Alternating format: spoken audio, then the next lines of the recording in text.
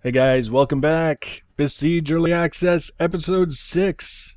I'm Enigmates, and today we're following up on the last episode where we made a 4-speed transmission. We're just messing around with pistons and cogs, key bindings, and all that good stuff.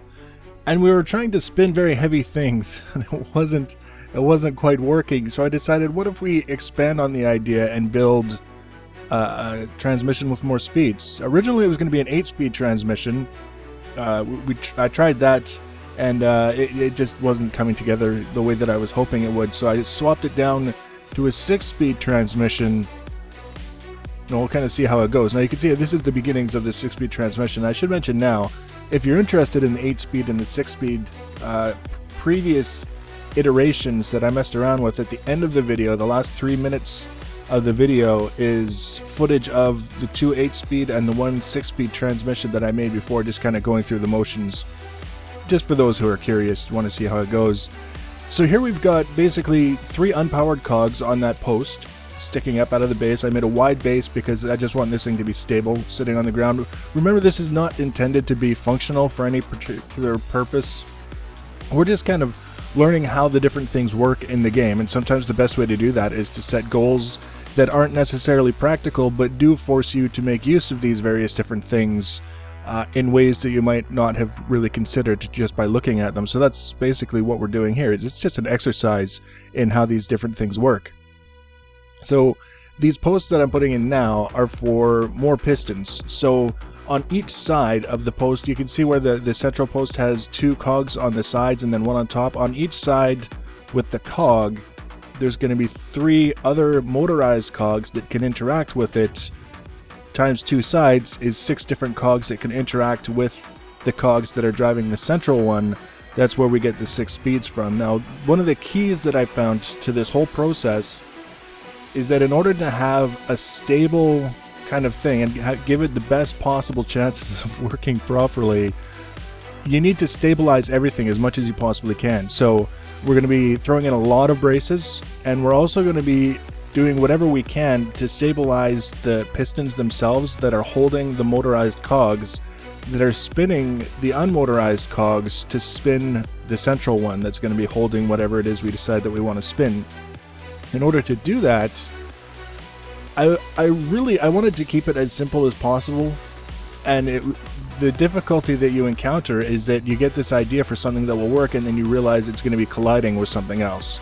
So what I'm doing now is, you can see I'm adding these single small wooden blocks to 3 sides of the piston, and these blocks are going to be what ride against some other members on the machine and allow a little bit of stability, a little bit of extra stability. Now we're just speeding through this whole assignment of the hotkeys and setting the speeds of the different gears. We did this in the last episode. We're just setting a unique hotkey for each of the 6 different pistons so that we can activate each one individually. And then we're setting the speeds of the motorized cogs so that they start off fairly slow and then ramp up to their maximum speed by the time you get to the last of the 6 cogs. So 6 speeds. You start off slow, and then as you work your way up, the idea is you're gradually increasing the speed of the central cog, as opposed to just trying to jam it into top speed all at once. That's basically the sole purpose of a transmission in this case, is to try and control the speed that we're trying to transfer to the central cog. So now we're basically building around those little small wooden posts that we put on the pistons, or we will momentarily as soon as we're finished testing, to make sure that all the keybinds worked, all the speeds are properly set, everything's... But you see how wobbly everything is? We can't have that, and it's fine for now because we're testing something that has nothing to do with whether or not it's wobbly.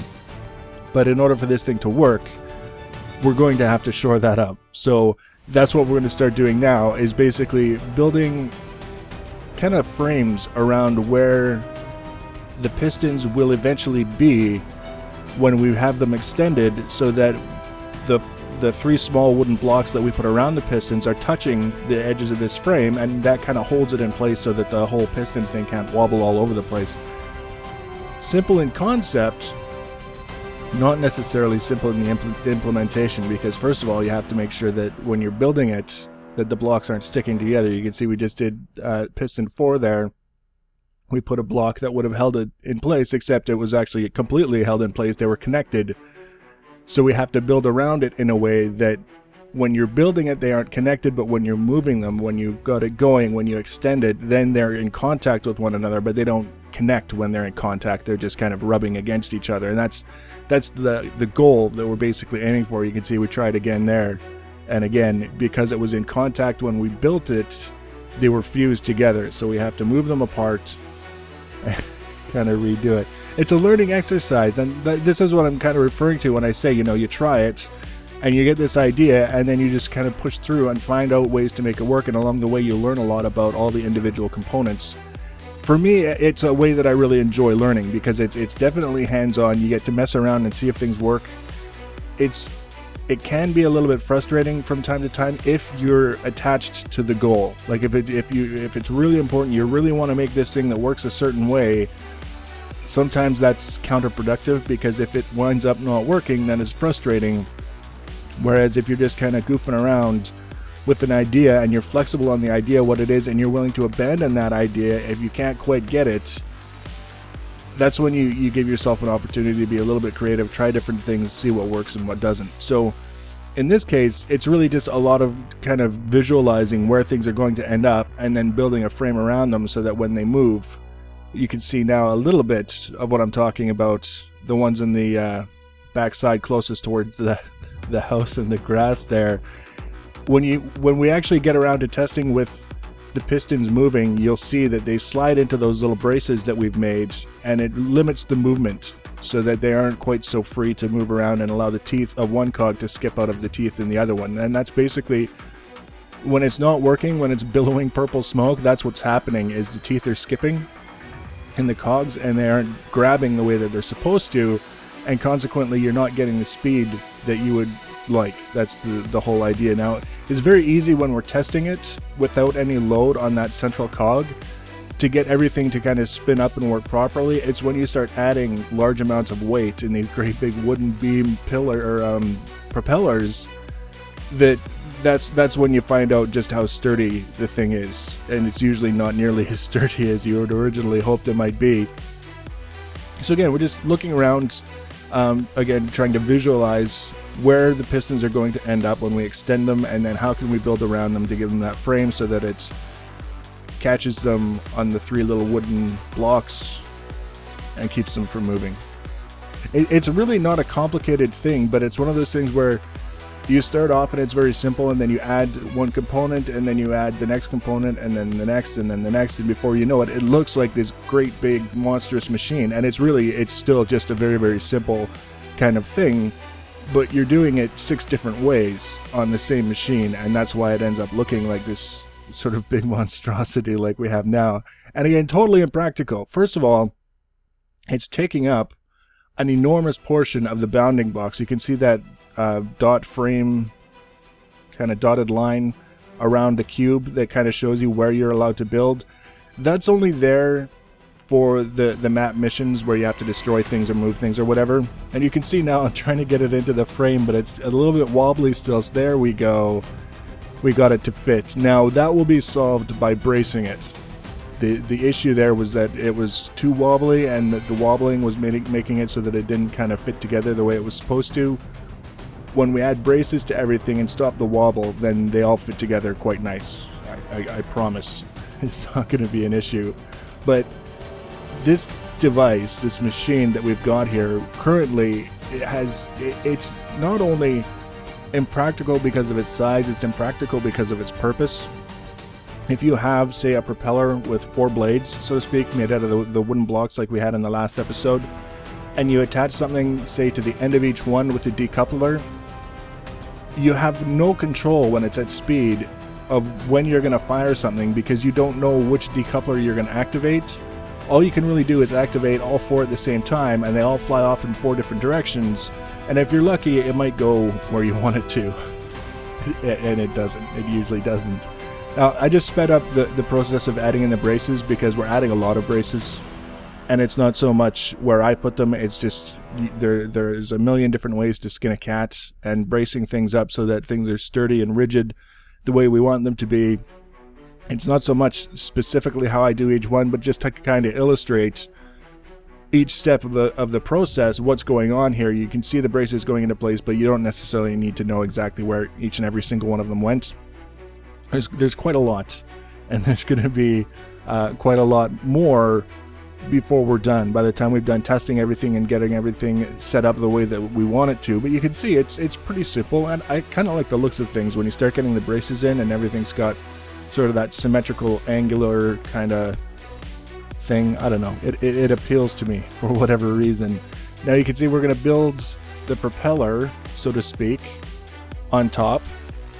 And I rethought the design, and what I should have done is actually extended the post up, used a couple more cogs to transfer the circular motion, the torque, farther up the post, and had the central cog extending above the frame, so that we didn't have to build the propeller on a post that's sitting on the cog. Because you see that wobble that's in the propeller right now? It's not good.